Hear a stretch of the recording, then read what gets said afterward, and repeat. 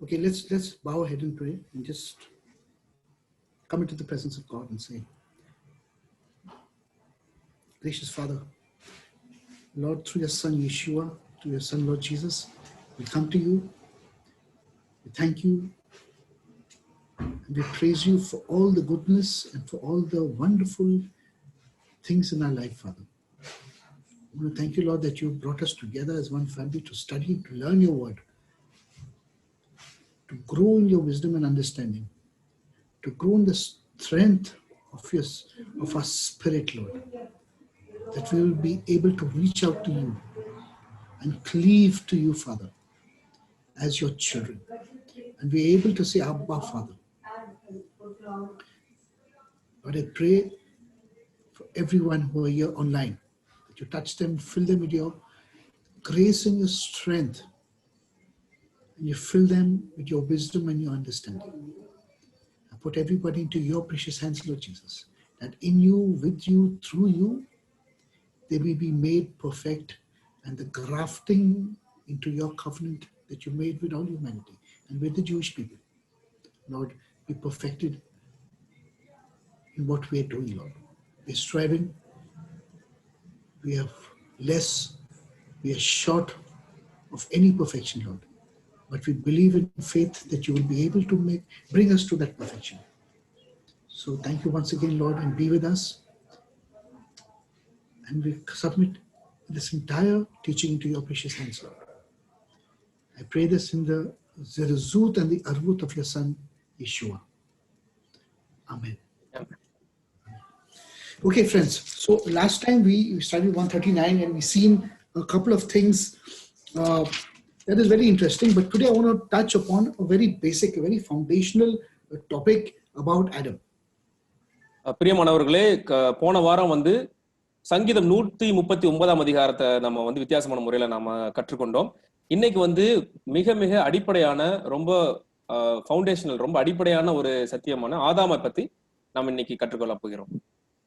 The first fundamental thing we need to ask ourselves is, why creation? நம்மை நாமே அடிப்படையாக நம்மை நாமே பார்த்து கேட்டுக்கொள்ளக்கூடிய ஒரு கேள்வி என்னவெனில், நம்ம ஏன் வந்து இந்த கிரியேஷன் நடந்துச்சு, ஏன் இந்த படைப்பு உண்டானது? What is reality that we live in?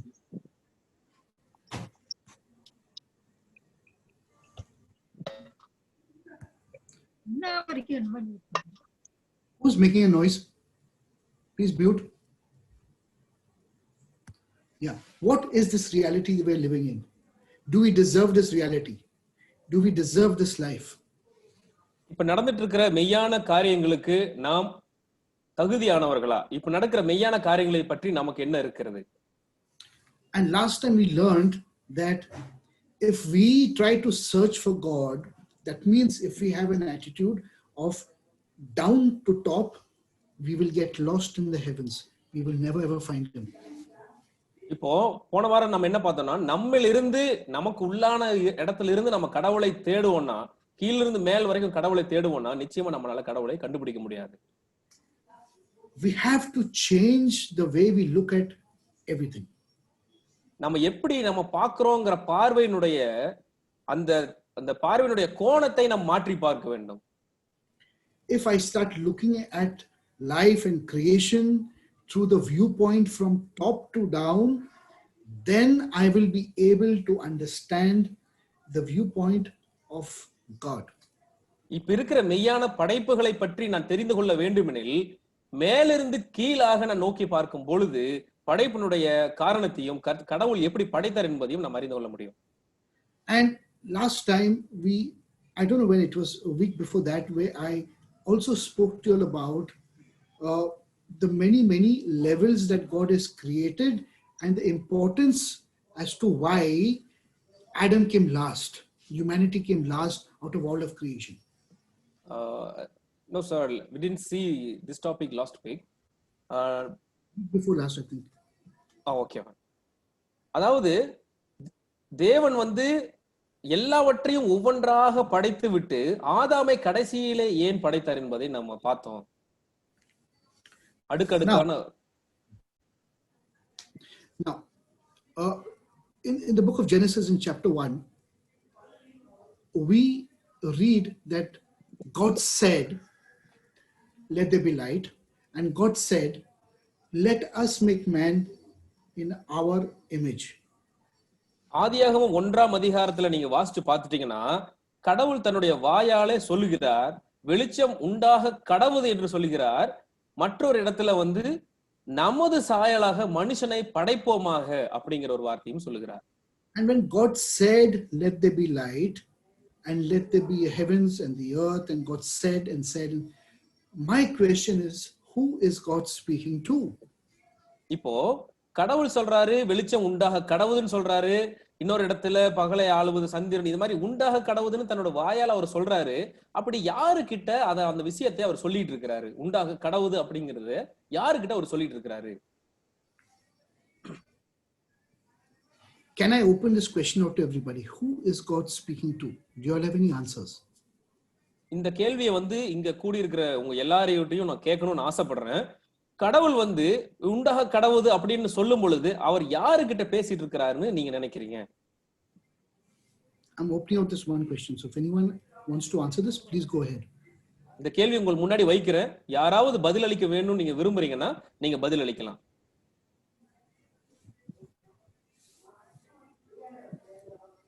Unmute பண்ணிட்டு நீங்க பேசலாம், இல்லாட்டி சாட்ல நீங்க மெசேஜ் பண்ணலாம். It's a very important question. I need to understand what you all know about. What do you all understand about?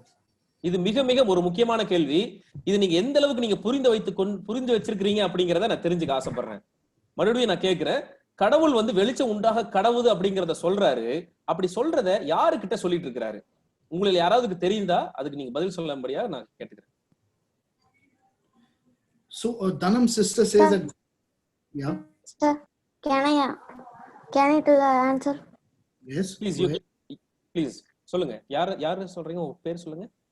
Jobin ராஜா. ஜோபின் ராஜா சொல்லுங்க சார். அவர் வந்து யார்கிட்டயும் பேசல, அவர் வந்து கட்டளையிடுறாரு. He is telling God has not spoken to anyone, he has commanded. Sir, this is Hemima. Hemima. Yeah. Hemima சொல்லுங்க. God spoke with himself. He spoke with himself. ஹெமேமா சொல்றாங்க கடவுள் வந்து தனக்குள்ளேயே பேசிக்கொண்டார். தனம் sister also said that God is கடவுள் தனக்குள்ளே பேசிக்கொள்கிறார். God himself talked to him. iPhone. It's a good start that God spoke to himself. So God was enjoying himself, right? நீங்க எல்லாரும் சொல்றபடியா தேவன் வந்து தனக்குள்ளே பேசிக்கிறார், தனக்குத்தானே சொல்லிக் கொள்கிறார் என்று நினைக்கிறேன். But when God is so much of love, what is he going to do with so much of love? தேவனுக்குள்ள அளவு கடந்த ஒரு அன்பு இருக்குது. அந்த அன்பை வைத்து அவர் என்ன செய்கிறார்? And if he wants to give love, show his love, express his love, who's there? இப்போ தேவன் வந்து அப்படிப்பட்டதான ஒரு அன்பை இன்னொருவரிடம் சொல்லணும்னு நினைக்கும் போது, இன்னொருவரிடம் தன்னுடைய அளவு கடந்த அன்பை காண்பிக்கணும்னு நினைக்கும் போது யாருகிட்ட அவர் அந்த அன்பை காமிப்பாரு? Then we have to ask ourselves, God said let there be light. இப்ப நாம கேட்கணும், கடவுள் வெளிச்சம் உண்டாக்கணும்னு சொல்றாரு. So where was he speaking to? What was he speaking to? And to whom was he speaking to? அவர் யார்கிட்ட பேசிட்டு இருந்தாரு, எங்க பேசிட்டு இருந்தாரு, எப்படி பேசிட்டு இருந்தாரு? It's all happening within God. இது எல்லாமே தேவனுக்கு உள்ளதான் நடந்து கொண்டிருக்குது. Because if I have the understanding that God spoke and he spoke to something besides himself, then that is a wrong understanding, because whatever is outside of God should be equally existent with him. இப்போது நான் வேற மாதிரியான ஒரு புரிந்து கொள்ளுதலை நான் எடுத்துக்கொள்கிறேன் என்றால், வேற மாதிரி நான் புரிஞ்சுக்கிறேன்னு நினைக்கிறேன்னா, கடவுள் வந்து அவருக்குள்ளதான் பேசிட்டு இருக்கிறாரு. ஆனா நான் வேற மாதிரி ஒண்ணு நினைக்கிறேன், கடவுள் வந்து அவருக்கு வெளியே பேசிட்டு இருக்கிறாரு, வெளியே யார்கிட்டயோ பேசிட்டு இருக்கிறாருன்னு நான் ஒருவேளை அந்த விதமான ஒரு புரிந்து கொள்ளுதலை நான் வச்சிருந்தேன்னா, அப்ப கடவுளுக்கு நிகராக வேறு ஏதோ ஒரு பொருள் இருக்கிறதுன்னு நான் நம்புறதற்கு அது அர்த்தமாகிவிடும் அப்படிங்கிறார். There is nothing besides God. He is everything. தேவனை தள்ளி எதுவுமே இல்லை. தேவனுக்கு பின்னாக, தேவனுக்கு முன்னாக, தேவனை விட்டு வெளியே எதுவுமே கிடையாது. எல்லாமே தேவனுக்குள்ளதான் இருக்குது. So whatever you're reading in the book of Genesis is happening within the essence of God himself. ஆதியாகமத்துல நீங்க படித்து கொண்டிருக்கிற, நீங்க பார்த்து கொண்டிருக்கிற எல்லாமே தேவனுக்கு உள்ளதான், தேவனுடைய எல்லைக்குட்பட்டுதான் எல்லாமே நடந்துட்டு இருக்குது. Now in chapter 1 verse 2 it says, and the earth was unformed, tohu vevohu. It uses the word tohu. It says, Bereshit bara Elohim et hashemayim ve'et haaretz. Ve'haaretz hayata tohu vevohu. It says, and the earth was, it's translated as, unformed and void, and there was a darkness on the face of this earth. ஆதியாகமம் 1ஆம் அதிகாரம் 2ஆம் வசனத்துல பாத்துட்டீங்கன்னா, பூமியானது ஒழுங்கின்மையும் வெறுமையுமா இருந்தது, ஆழத்தின் மேல் இருள் இருந்தது அப்படின்னு வாசிக்கிறோம். பூமிக்கு அந்த ஷேப் இல்ல, ஒழுங்கின்மையா இருந்தது, வெறுமையமா இருக்குது, ஆழத்துல இருள் இருக்குது. But if I say that everything is happening inside of God, then where is this darkness and this void and this everything unformed coming from? இப்ப நான் சொல்றேன், எல்லாமே தேவனுக்குள்ளதான் இருக்குதுன்னு நான் சொன்னேன்னா, அப்ப இந்த ஒழுங்கின்மைங்கிற ஒரு விஷயமும் வெறுமையும் இந்த இருளும் எங்க இருக்குது? So it's a very fundamental question we need to ask ourselves. That can there be a place within God? Can there be a place within his existence that is without matter, a vacuum, a darkness, everything within himself? இப்போ ஒரு புரிதல் என்னன்னா, தேவனுக்கு உள்ளதான் வெறுமை, இருள், ஒரு எம்ப்டினஸ், vacuum அப்படிங்கிறது எதுவுமே இல்ல, காற்றே புகாத இடம் தான் வேக்கம். இந்த மாதிரியான விஷயங்கள் கடவுளுக்கு உள்ளதா இருக்குதுங்கிறத நம்ம உணர்ந்து கொள்ளணும். அதுதான் மிக அடிப்படையான ஒரு கேள்வி.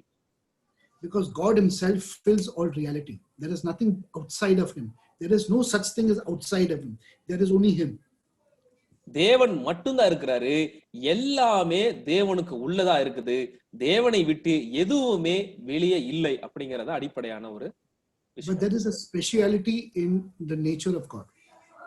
ஆனா தேவனுடைய தன்மையில ஒரு சிறப்பு மிக்க ஒரு காரியம் இருக்குது. God has the capability of extracting himself, contracting himself from within himself. தேவனுக்குள் இருக்கிற குணநலன்கள்ல ஒரு சிறப்பானதான ஒரு என்னன்னா, தேவன் தனக்குள்ள இருக்கிறத கொண்டு அவர்கிட்ட இருந்த எல்லா அவருடைய சாரத்தை வெளியே எடுக்க முடியும். தேவனுடைய தன்மையில அவராக இருக்கிறதுல இருந்து அவரால் ஒன்றை வெளியே பிரித்து எடுக்க முடியும். For example, look at the room that you're sitting in, right? That room that you're sitting in is filled with air all over. இப்ப நீங்க கற்பனை பண்ணிக்கலாம், இப்ப நம்ம உட்கார்ந்துட்டு இருக்கிற அறை முழுவதும் காற்றினால முழுவதுமாய் நிரப்பப்பட்டிருக்கிறது. And if you say that air is like God who fills everything, can there be a place within that room where there is no air? There's a vacuum, there's a bubble inside that place. இப்போ இந்த இடத்துல கடவுளை நினைச்சுக்கலாம், கடவுள் இருக்கிற அறை முழுவதும் தேவன் இருக்கிற அறை முழுவதும் காற்றினால நிரப்பப்பட்டிருக்குது. அந்த காற்றினால முழுவதும் நிரப்பப்பட்ட ஒரு அறைக்குள்ளாக ஏதாவது ஒரு பகுதியில ஒரு பபுள் மாதிரி, ஒரு நீர் குமிழி மாதிரி, ஒரு பபுள் மாதிரி, அந்த இடத்துல காற்றே இல்லாத ஒரு பகுதி இருக்க முடியுமா? This is a specialty about he is able to extract or to contract himself in a certain way and create a vacuum, and that vacuum was the unformed darkness and the unformed space where all creation would come into being. இப்போ தேவனுடைய குணநலங்களை பார்த்தோம் இல்லையா, அதே போல தேவனுக்குள்ளாக அவருடைய குணநலன சிறப்பானது ஒண்ணு என்னன்னா, அவருக்கு இருக்கிறத எதையும் அவர்கிட்ட இருந்து வெளியே எடுத்துக்கொள்ள முடியும், சுருக்க முடியும். அப்படி வெளியே எடுக்கிற இடத்துல இருந்து ஒரு வேக்கமான ஒரு இடத்தையும் தேவனாலே உண்டாக்க முடியும். அதுதான் இந்த இடத்துல இருக்கிற ஒழுங்கின்மையுமான இருளான ஒரு இடம். So it's like saying that God fills this entire room, except for this chair. He's in the middle of the room. God is not there. He's everywhere else except for sitting on this chair. இப்போ இந்த அறையில் இருக்கிற ஒரு நாற்காலியில அந்த அறை முழுவதும் தேவன் தான் நிரம்பி இருக்கிறாரு. அந்த அந்த குறிப்பிட்ட அந்த நாற்காலியில தேவன் இல்லை. இது போல ஒரு உதாரணமா நம்ம எடுத்துக்கொள்ளலாம். Or it's like a small air bubble in a petrol tank. A small air bubble in a petrol tank. எப்படி எடுத்துக்கலாம்னா ஒரு பெட்ரோல் டேங்க்ல வந்து பெட்ரோல் முழுவதும் இருக்கு. ஒரே ஒரு இடத்துல மட்டும் பெட்ரோல் இல்லாத ஒரு இட பகுதி இருக்குது. அதை போல எடுத்துக்கொள்ளலாம். Place where God has extracted himself from, where he's removed his presence from, where he is not there within himself. It's a small space, and that space is this vast universe that we see. இந்த இடத்துல கடவுளுடைய அவருக்கு இருந்து எல்லாத்தையும் அவர் எடுத்து அவர் படைத்தார் அல்லவா? அப்படி எல்லா இடத்திலும் தேவன் இருக்கிறார். அந்த எல்லா இடத்திலும் தேவன் இருக்கிறார்னு சொல்லும் பொழுது அவருக்கு உள்ளாக தான் எல்லாமே இருக்கிறது. ஆனா அவர் என்ன பண்றார்? ஒரு இடத்தை பிரித்து அந்த இடத்திலே தேவன் இல்லாதபடி செய்திருக்கிறார். அந்த இடத்துல தான் வெறுமையும் ஒழுங்கின்மையும் வந்திருக்குது. அந்த குட்டியா சின்னதா இருக்கிற அந்த பகுதி, நிரப்பப்படாத பகுதி தான் இப்ப நம்ம பார்த்து கொண்டிருக்கிற அகண்ட பிரபஞ்சமா அண்டமா இந்த இடத்துல நம்ம பார்த்துட்டு இருக்கோம். You can take a starship and travel from millions of light years. You will never reach the end of this vacuum that exists like a small dot in the essence of God. இப்போ தேவனுடைய பகுதியில ஒரு சிறிய புள்ளி போல காணப்படுகிற இந்த எம்டியான ஒரு பகுதியை பார்க்கணும்னா நம்ம ஒரு பறக்கும் இந்த ஸ்பேஸ் ஷிப்னு சொல்றோம் இல்லையா, விண்வெளி ஓடம். அந்த விண்வெளி ஓடத்தை எடுத்துக்கிட்டு எத்தனையோ ஒளியாண்டுகள் நம்மளால பயணம் செஞ்சு அந்த சின்ன புள்ளியா காணப்படுற அந்த பகுதிக்கு போய் சேர முடியும்னா நம்மளால நிச்சயமாகவே முடியாது. So God in his love has started something, and this transcendent nature of his that is able to extract himself in layers and degrees from a place of vacuum to his true essence where he sits on his throne. It's many layers of himself. தேவனுடைய அன்பு அப்படிங்கிறது அவர் படைத்த எல்லா படைப்புகளில் இருந்தும் கீழே இருந்து அப்படியே அவருடைய பகுதியா பிரித்து கொண்டே போனோமானா அவருடைய கடைசியில தேவனுடைய எல்லையை நம்ம பார்க்க முடியும். அவருக்குள்ள இருந்து அவர் பிரித்தெடுக்கப்பட்ட பகுதிகள் அவ்வளவாக இருக்கிறது. The greatest journey a human being can take, and the longest journey a human being can take, is within himself. மனிதனால எவ்வளவு முடியுமோ, எவ்வளவு தூரம் பயணம் பண்ணணும்னு நினைச்சாலும், எவ்வளவு காலங்கள் பயணம் பண்ணணும்னு நினைச்சாலும் அந்த பயணத்தின் முடிவு தேவனுக்கு உள்ளாக இருக்கிறதா தான் இருக்க முடியும். எல்லாமே தேவனுக்குள்ளாக மட்டும்தான் இருக்க முடியும். Because within you are spiritually traveling a distance of billions and billions of light years going back to the Father, but it's all happening inside of you. It's not happening outside of you. இப்போ நம்ம ஆவிக்குரிய ரீதியில நம்ம ஜெபிக்கும் பொழுதோ நம்முடைய மனதுல ஆவிக்குரிய ரீதியில தேவனை சென்றடைய வேண்டும் என்பதற்காக நம்ம எவ்வளவோ தூரம், எவ்வளவு பில்லியன் கிலோமீட்டர்ஸ், எவ்வளவு பில்லியன் லைட் இயர்ஸ், எவ்வளவு டிராவல், அவ்வளவு ஒளியாண்டுகள் நம்ம பயணம் பண்ணி கொண்டே போனாலும் தேவனை போய் சேரும் பொழுது அது தேவனுக்குள்ளாக மட்டும்தான் நம்ம இருக்கிறோம். தேவனை விட்டு வெளியே நம்ம எங்கேயும் போகவில்லை. Even when God's Holy Spirit comes upon you and takes you and picks you up and takes you into heaven, you're not traveling outside of you, you're traveling inside of you. Understand what I'm saying? You're traveling inside of you like a wind. You're traveling inside of you to the throne of God. இப்போ பரிசுத்த ஆவியானவர் உங்களை நிரப்பி அவர் உங்களை பரமண்டலத்துக்கு, பரலோகத்துக்கு பரிசுத்த ஆவியானவர் உங்களை எடுத்து சென்று கொண்டாலும், எப்படி ஒரு காற்று பூமியிலிருந்து எழும்பி மேல போற மாதிரி பரிசுத்த ஆவியானவர் தேவனிடத்துல உங்களை கொண்டு சென்று போனாலும் நீங்க தேவனுக்குள்ள மட்டும்தான் இருக்கிறீங்க. நீங்க தேவனுடைய சிங்காசனத்துக்கு கிட்ட போய் நின்னாலும் நீங்க தேவனுக்கு உள்ளதான் இருக்கிறீங்க. தேவனை விட்டு எங்கேயும் வெளியே போயில்ல. Now, in this vacuum that exists like a dot, like a small speck in the body and essence of God, like a small speck, God said, "Let there be light." And in this vacuum, there was light. தேவனுக்குள்ளாகவே இருக்கிற எல்லாவற்றையும் நான் பார்க்கிறோம். தேவனுக்குள்ளாக இருக்கிற ஒரு ஓரத்துல இருக்கிற ஒரு சிறு புள்ளி போல இருக்கிற இந்த வேக்கம், இந்த வெறுமையில இடத்துல இருந்துதான் தேவன் என்ன பண்றாரு? வெளிச்சம் உண்டாக கடவுதுன்னு அவர் வாயில சொல்லும் பொழுது எல்லாம் ஒரு பூம் அப்படி போல எல்லாம் சகலம் அப்படி உண்டாகும். Remember, the Gospel of John says that the light shines in the darkness, but the darkness is not able to understand, is not able to receive this light. அப்போஸ்தலனாகிய யோவான் நீங்க சொல்றது ஞாபகம் இருக்கா? யோவான் எழுதுற வசனத்துல, can you point the verse? Gospel of John 1 verse 5. அந்த ஒளி இருளிலே பிரகாசிக்கிறது, இருளானது அதை பற்றி கொள்ளவில்லை. Am I right, sir? Yeah, John verse The light shines in the darkness and the darkness understands it not, because this vacuum is not able to understand the true light which is shining from the heavens. It does not know. இந்த இடத்துல பார்க்கிற அந்த வெறுமையும் அந்த ஒழுங்கின்மையும் அந்த இருளும் அந்த வெளிச்சத்தினுடைய மகிமை, அந்த வெளிச்சம் எவ்வளவு பெரியது, அந்த வெளிச்சத்தினுடைய மகிமையை அது அறிந்து கொள்ளவில்லை.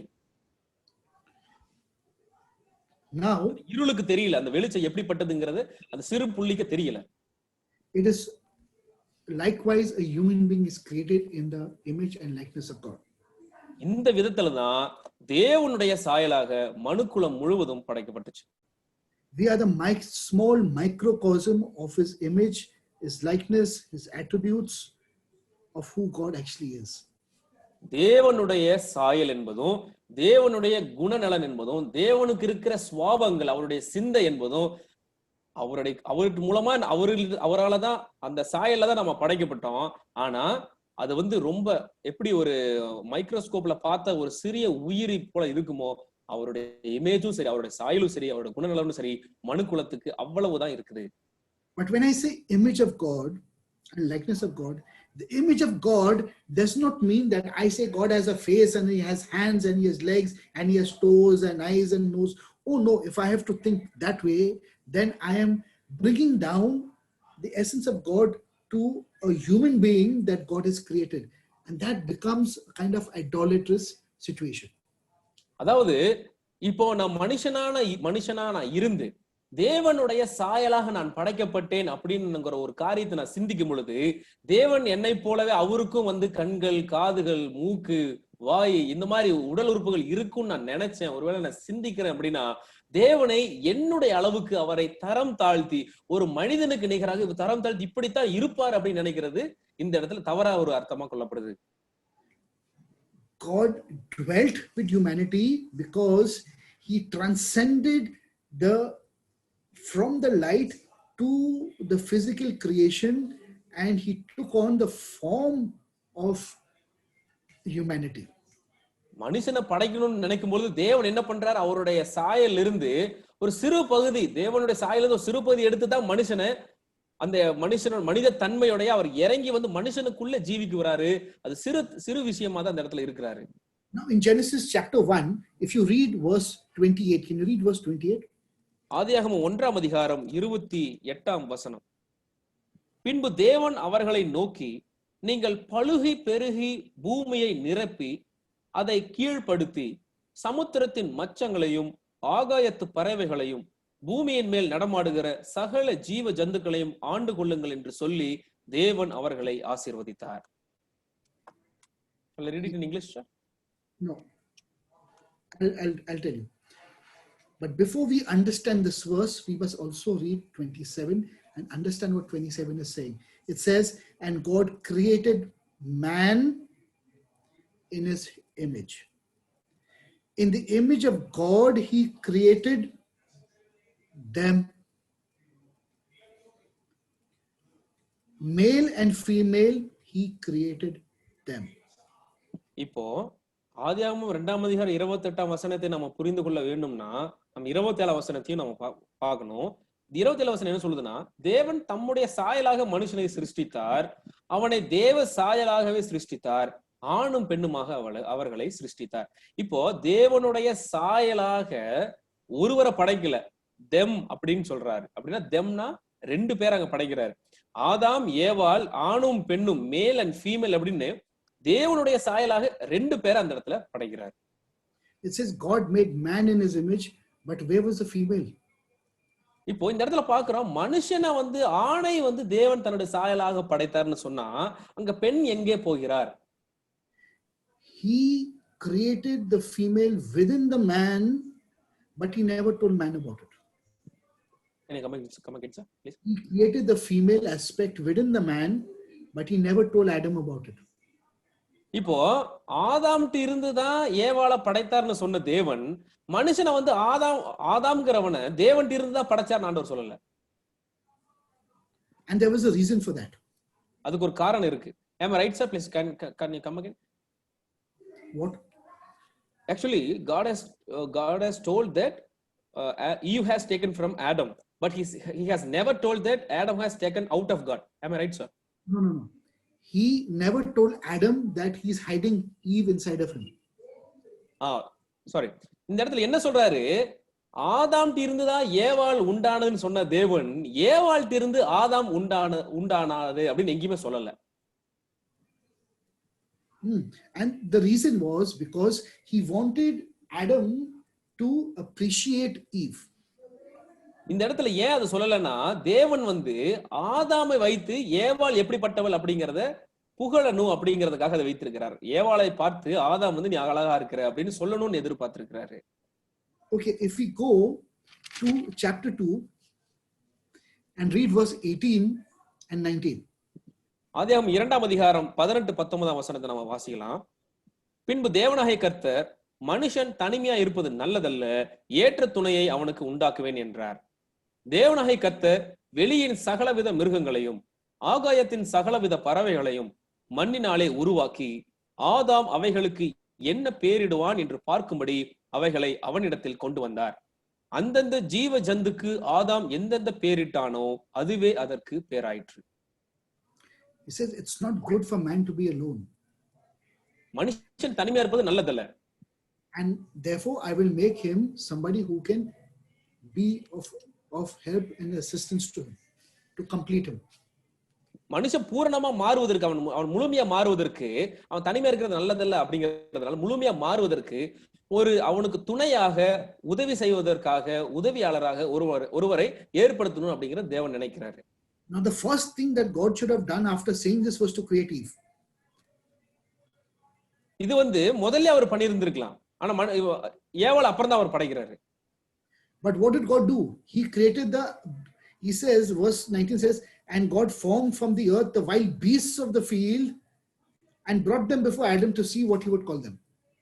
இத என்ன பண்றாரு? இது முன்னாடி ஒரு சொல்லிட்டு இது எல்லாவற்றையும் படைச்சிட்டு அப்புறம் ஆதாம்கிட்ட கொண்டு வந்து நிறுத்துறாரு. என்ன பேர் வைக்கிறான்னு பார்க்கலாம் அப்படிங்கறதுக்காக. Eve is nowhere to be mentioned.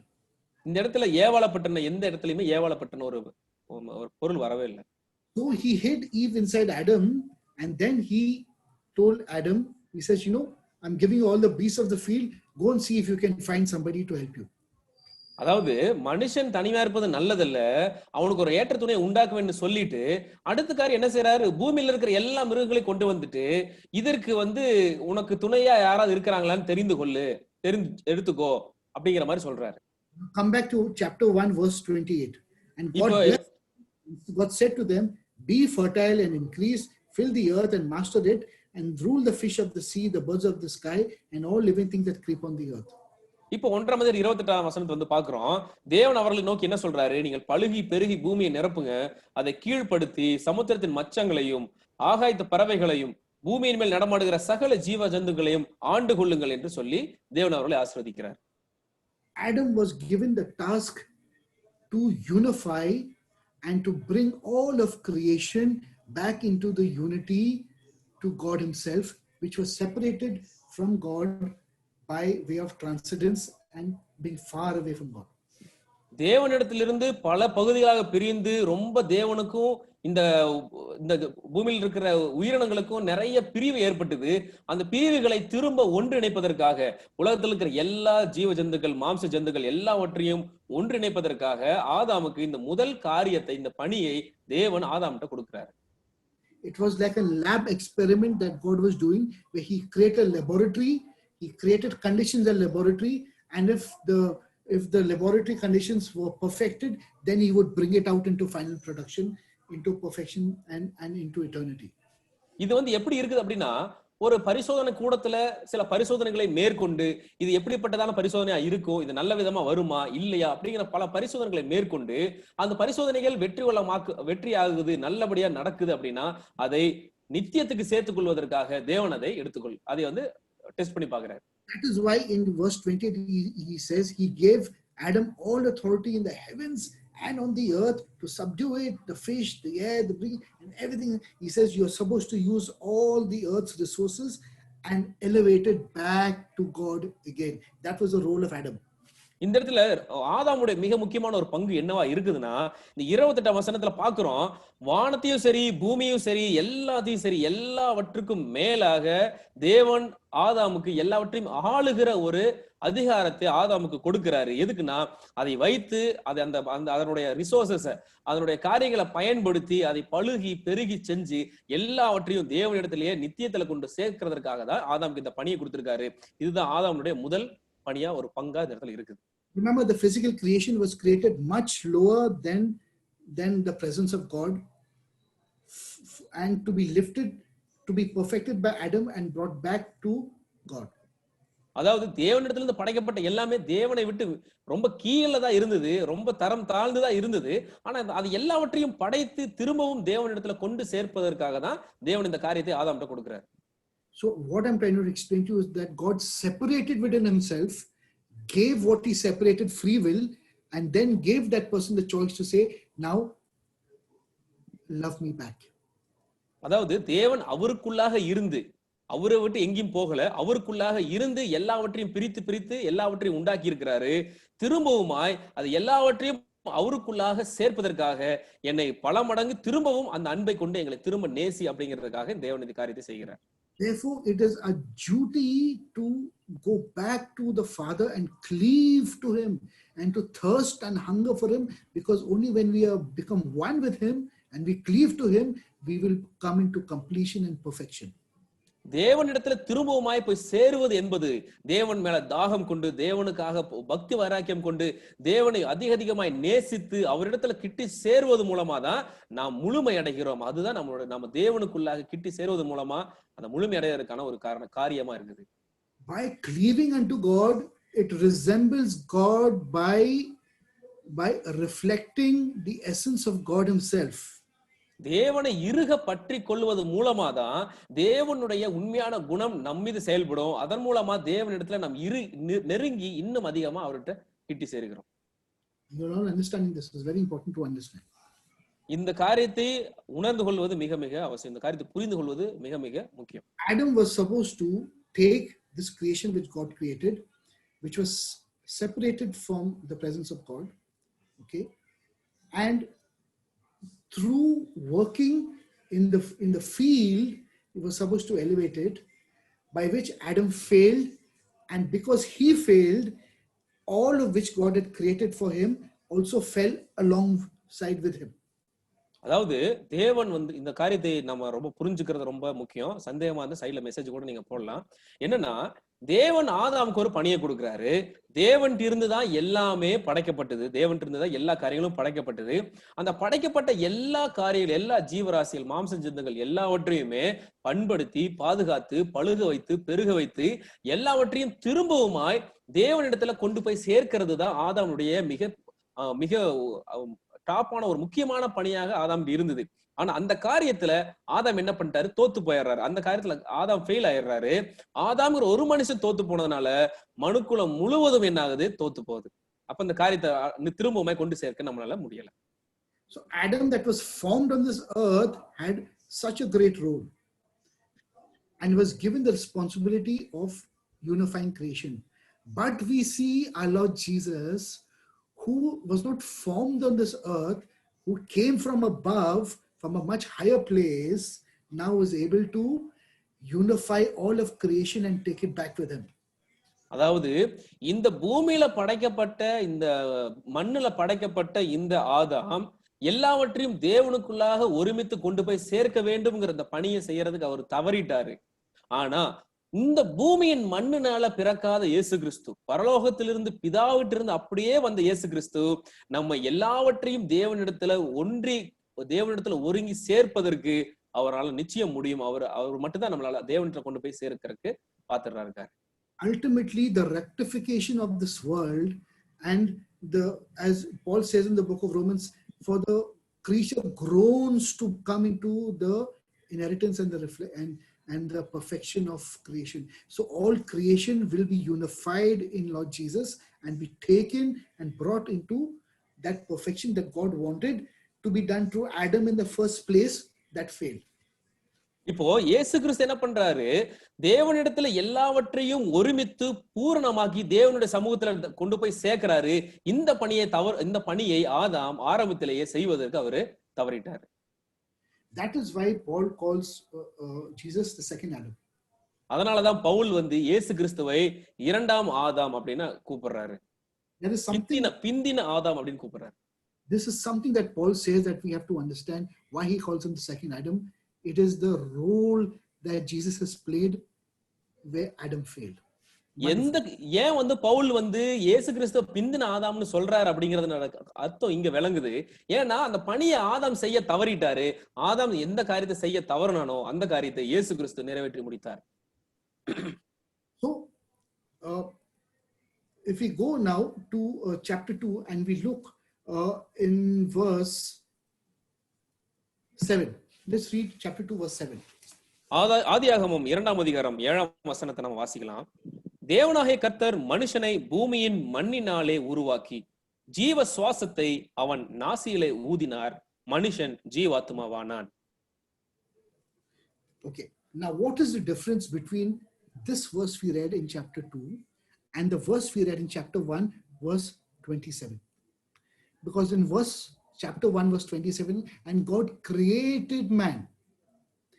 In chapter 2 verse 7 it says, and God formed man from the dust of the earth. Can anyone tell me what's the difference between these two things? யாராவது இப்போ இந்த காரியத்தை நான் தமிழ்ல சொல்லிடுறேன், அதுக்கப்புறம் விளக்கி சொல்றேன். ஆதியாகமம் 2ஆம் அதிகாரம் 7ஆம் வசனத்துக்கும் ஆதியாகமம் 1ஆம் அதிகாரம் 27ஆம் வசனத்துக்கும் ஒரு வேறுபாடு இருக்குது. என்னன்னா, தேவனாகிய கர்த்தர் மனுஷனை பூமியின் மண்ணினாலே உருவாக்கி ஜீவ சுவாசத்தை அவன் நாசியில ஊதினான், மனுஷன் ஜீவாத்மாவானான். இந்த இடத்துல மண்ணினாலே உருவாக்கி அப்படிங்கிற ஒரு பதம் வருது. ஆதியாகமம் 1ஆம் அதிகாரம் 27ஆம் வசனத்துல தேவன் தம்முடைய சாயலாக மனுஷனை சிருஷ்டித்தார் அப்படின்னு வருது. அவனை தேவ சாயலாகவே சிருஷ்டித்தார் அப்படின்னு வருது. இந்த இடத்துல சிருஷ்டித்தார், இந்த இடத்துல உருவாக்கி. இந்த ரெண்டுத்துக்கும் இருக்கிற வேறுபாடு யாருனால இங்க இருக்கிற யாராவது சொல்ல முடியுமா அப்படிங்கிற கேள்வியை வைக்கிறாரு. நீங்க அன்மியூட் பண்ணிட்டு சொல்லலாம், இல்லாட்டி மெசேஜ்ல நீங்க சொல்லலாம். கேள்வி புரிஞ்சுதா? There is a difference between create and form. Creation is happening only in the spiritual realm. Formation is happening in the physical realm. இதுக்கு அர்த்தம் என்னன்னா, சிருஷ்டிப்பு அப்படிங்கிறது ஏதோ ஒரு இடத்துல நடக்கிறது. சிருஷ்டிப்பு அப்படிங்கிறது பரலோகத்தில் அப்படியே நடக்கிறது. ஆனா உருவாக்குதல் அப்படிங்கிறது பிசிக்கலா நம்மளுடைய கண்ணுல பார்க்கிற விதமா உருவாகுது. So God created Adam first in the spiritual realm, and then he formed something from the ground and he blew into him what he created from above and blew into him, and that what into that physical being from the earth, and he made him stand and he called him a living soul. ஆதாமை தேவன் வந்து ஆவிக்குரிய இடத்திலே அவர் வந்து சிருஷ்டிக்கிறார். இந்த இடத்துல ஒரு விஷயம் கவனிக்கணும். சிருஷ்டிப்பு, உருவாக்குதல் ரெண்டுமே இருக்குது. Creation and formation. பலசில என்ன சொல்றாரு, இந்த இடத்துல ஒரு ஆவிக்குரிய இடத்துல ஆதாமை அவர் என்ன பண்றாரு, சிருஷ்டிக்கிறாரு. ஆனா பூமியின் மண்ணுல எடுத்து, ஒரு பிசிக்கலான ஒரு விஷயத்த பூமியில மண்ணுல எடுத்து அவனை உருவாக்குனதுக்கு அப்புறம் அவருடைய ஆவிய வந்து அவருடைய ஆவிய வந்து இந்த மனுஷனுக்கு கொடுக்கும் பொழுது அவன் கண்ணுல அவனை தூக்கி நிறுத்தும் பொழுது கண்ணுல பாக்குற விதமா அவனை உருவாக்கி வைத்திருக்கிறார்.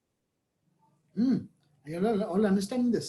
That is why man has two levels of existence, one in the physical realm and one in the spiritual realm.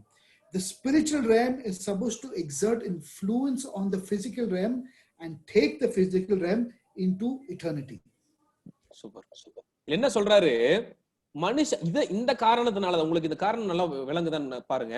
புரியலன்னா மறுபடியும் நீங்க என்ன பண்ணலாம், மெசேஜ் பண்ணி கேட்கலாம். என்ன சொல்றாரு, இப்படி மனுஷனை வந்து முதல் ஆவிக்குரிய ரீதியில படைச்சிடுறாரு, அதுக்கப்புறம் பூமியின் மண்ணுனால அவனை உருவாக்குறாரு. இதனாலதான் மனுஷன் ஒரே நேரத்துல ஆவிக்குரிய ரீதியாவும் இருக்க முடியுது, மாம்சத்தின் ரீதியாவும் இருக்க முடியுது. மாம்சத்தின்படியும் நம்ம இருக்கிறோம், ஆவிக்குரிய ரீதியும் நம்ம இருக்கிறோம். அந்த ஆவிக்குள்ளாக தான் நம்ம தேவன்கிட்ட போய் சேர்றோம். அந்த ஆவி இந்த மாம்சத்துக்குள்ள வந்து இந்த மாம்சத்தையும் ஆவியும் புதுப்பிச்சு அது நம்மை நித்தியத்துக்கு கொண்டு சேர்க்குது. Which means I'm trying to tell you that the created part of Adam in the spiritual realm was supposed to work on the physical realm of Adam and perfect it, and likewise perfect all of the physical part of creation and take it into glory. So beautiful. Very beautiful. என்ன சொல்றாரு? மனுஷன ஆதாமை ஆவிக்குரிய ரீதியில படைத்த அந்த ஆதாமை மெய்யான ஒரு பொருளாக, மாம்சத்தின் ஒரு பொருளாக வருவதற்காக ஆவிக்குரிய ரீதியில் இருந்த அந்த ஆதாமை மாம்சத்தின் ரீதியாக தேவன் படைக்கிறார். அந்த மாம்சத்தில் இருக்கிற ஆதாம் பரிசுத்தமாகவும் இருந்து மற்ற எல்லா அவன் இருக்கிற ஆளுகை கீழ் இருக்கிற எல்லா ஜீவராசிகளை ஜந்துக்களையும் திரும்பவுமாய் ஒருமித்து தேவனுடைய நித்தியத்துக்கு கொண்டு சேர்ப்பதுதான் இந்த இடத்துல ஒரு முக்கியமான காரியமா இருக்கு. From that time that Adam sinned till the time Jesus died on the cross, all that we have read and understood, it's all a storyline that is bringing us to this point where Jesus is now able to perfect the body that you live in, and that is why he resurrected the body and took it to heaven, my friends. ஆதாம் பாவம் செய்த அந்த நொடியில் இருந்து இயேசு கிறிஸ்து சிலுவையில மரித்த அந்த நொடி வரைக்கும் நம்ம பாக்குறது எல்லாமே ஒரு கதையாக போல, எல்லாமே ஒரு விஷயமா ஒரு வந்துகிட்டே ஒரு கேள்விகளா கதைகளா வந்துகிட்டே இருக்குது. அந்த இயேசு கிறிஸ்து சிலுவையில மரித்த அந்த நொடியில தான் மனுஷனாலையும் பூரணமாக முடியும், நம்முடைய இந்த மாம்ச சரீரமும் பரிசுத்தமாக முடியும், இது எல்லாத்தையும் நித்தியத்துல கொண்டு சேர்க்க முடியும். இயேசு கிறிஸ்து நிரூபணமானது இங்க நிச்சயமா தெரியுது நண்பர்களே. Everybody thinks and full of Christianity thinks that I have to save my soul, right? எல்லா கிறிஸ்தவ மக்களும் சொல்றாங்க, எல்லா கிறிஸ்தவர்களும் சொல்றாங்க, என்னுடைய ஆத்துமாவை நான் காப்பாத்தணும்னு எல்லாருமே சொல்றாங்க. But what is a soul? Your soul is that part of you that you look in the mirror. Your soul includes even your physical body according to the division of the Bible. சத்தியத்தினுடைய வரையறையின்படி நீங்க கண்ணாடி முன்னாடி நின்னு பார்க்கும் பொழுது நீங்க உங்களுடைய உடலையும் பாக்குறீங்க, உங்க ஆவியும் எப்படி இருக்குதுங்கிறதையும் நீங்க கண்ணாடி முன்னாடி நீங்க பார்த்துட்டு இருக்கிறீங்க. Because when God breathed into Adam the breath of life, he became a nefesh chaya, he became a living soul.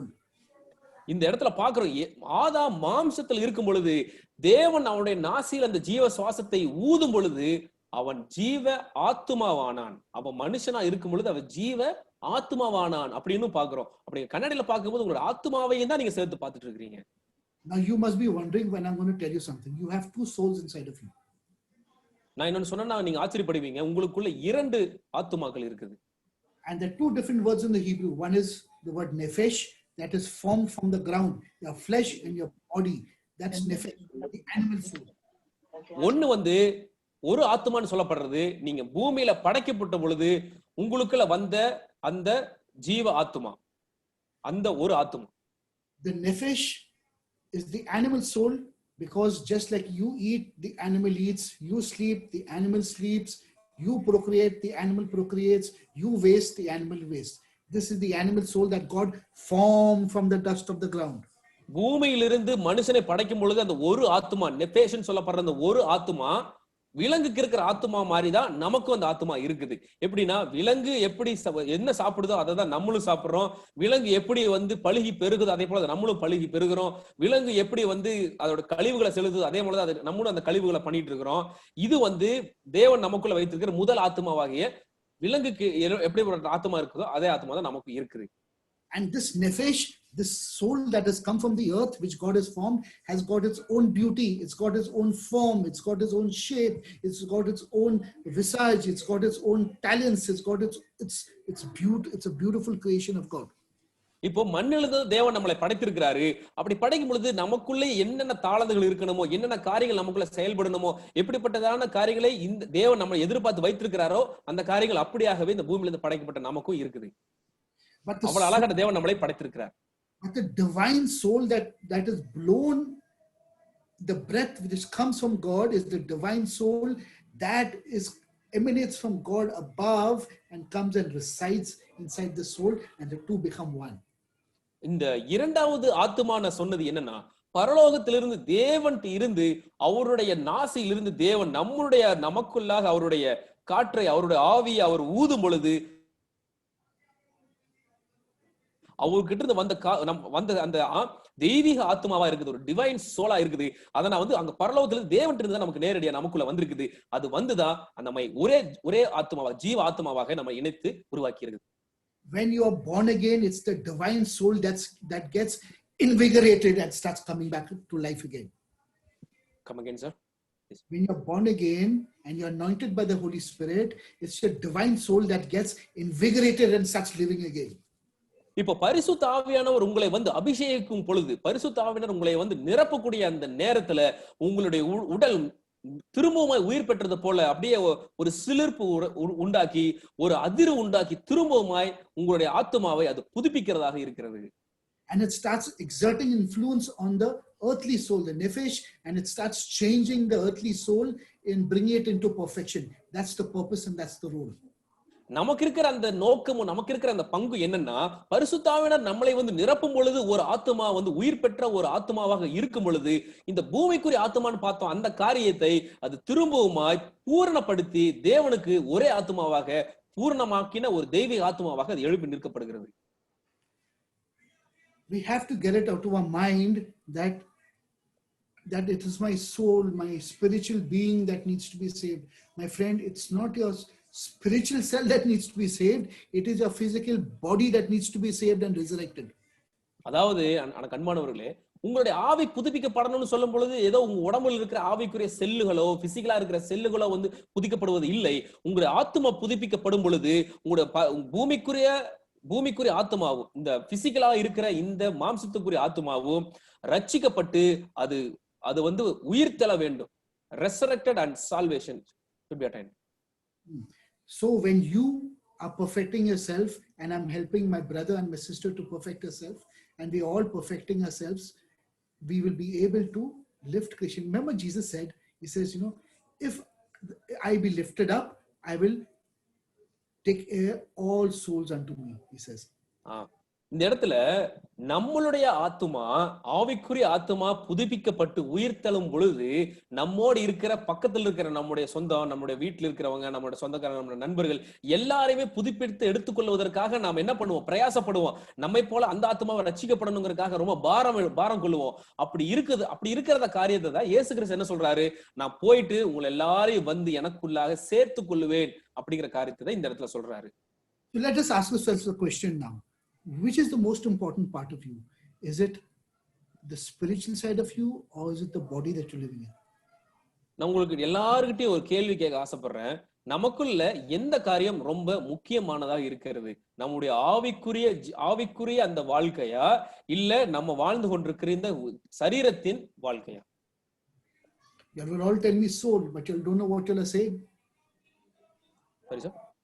You will tell me soul, but you do not know what you are saying.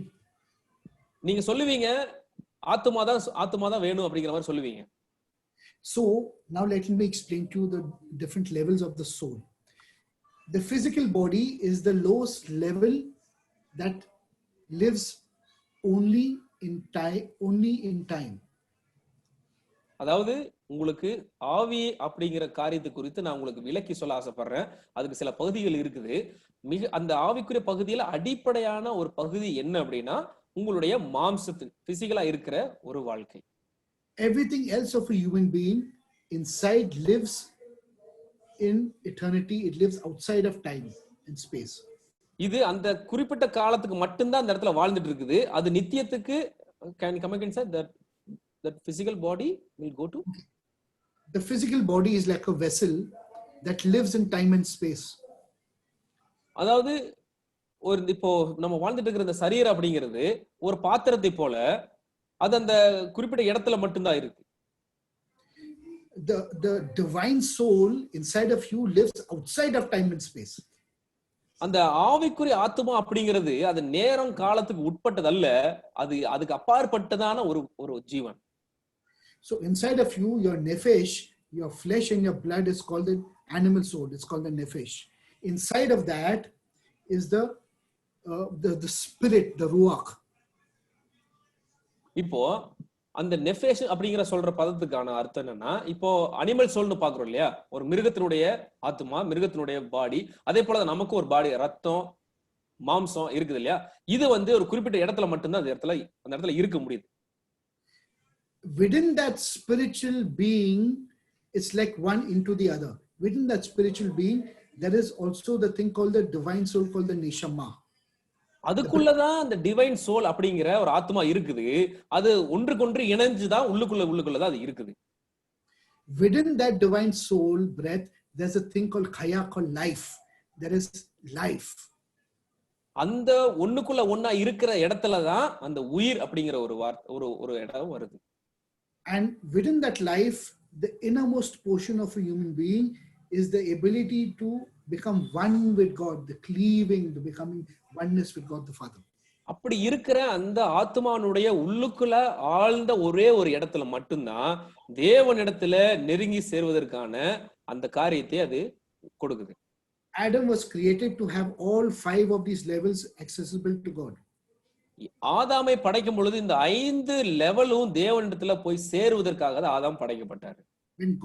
When he sinned, God cut away life from him, and he only got the divine soul in exile from God, the ruach which invigorates life, spirit, and the animal soul, the nephesh, which man lives in.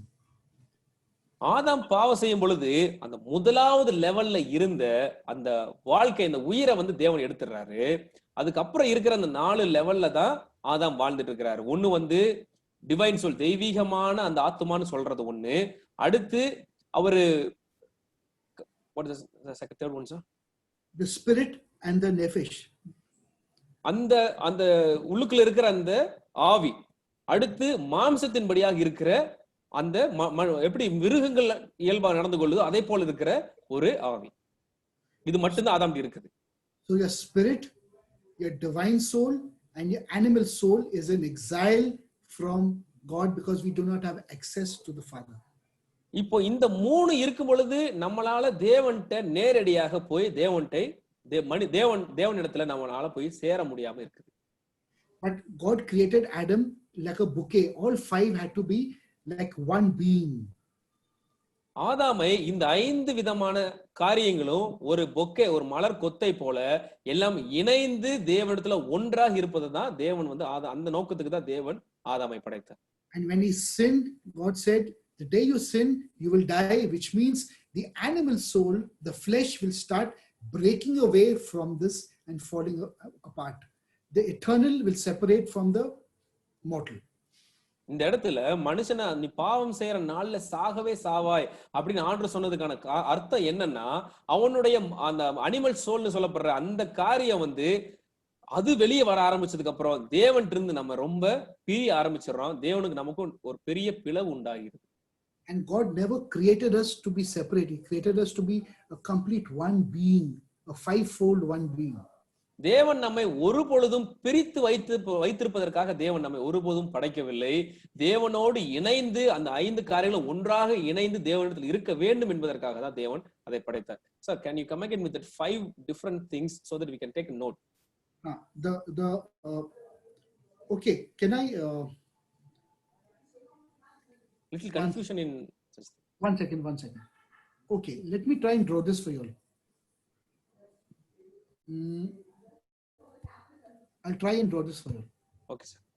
Yeah, whiteboard. Okay, for example,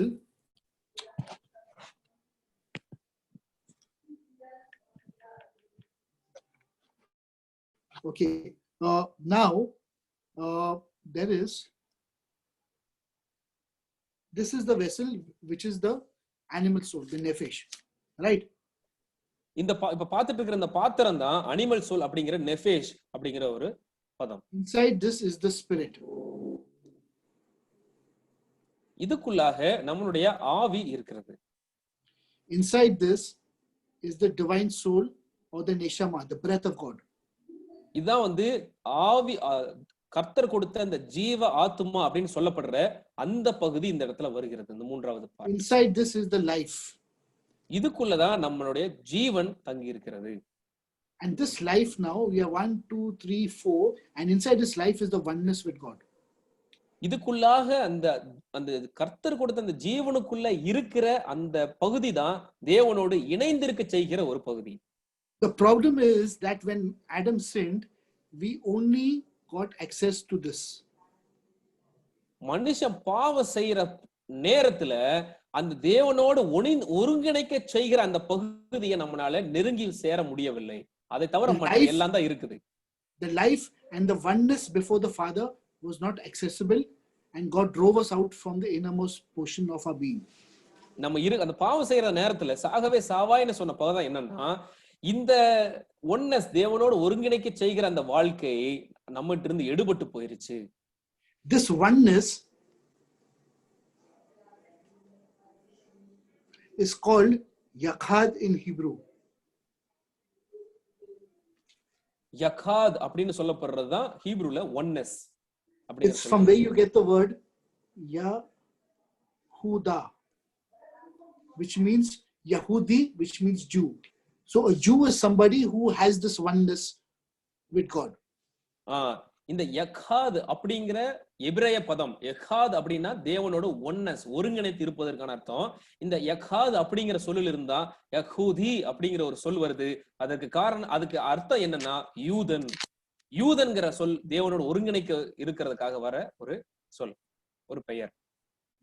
Okay, now these 5 levels are separated when a man dies. So when Adam sinned, the physical body, the outermost body started separating from the eternal part of him, and then God had to make a temporary place for all the people who are dying in the heavens.